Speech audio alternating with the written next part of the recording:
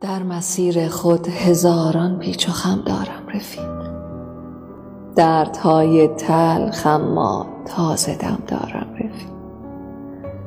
دوستان بی وفا بسیار اما در عوض دشمنانی با وفا و هم قسم دارم رفیق.